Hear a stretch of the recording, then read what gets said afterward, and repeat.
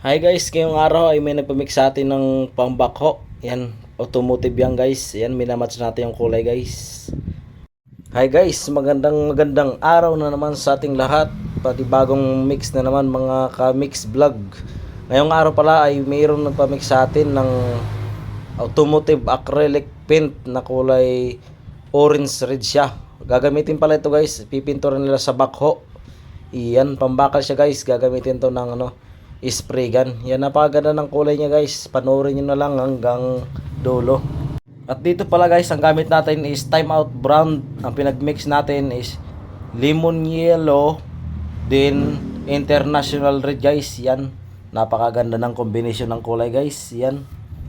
At salamat pala sa napamix nito. Salamat sa pagtiwala sa pagmimix natin. Ayan, minamatch na pala natin guys yung kulay. Yan, tapos na.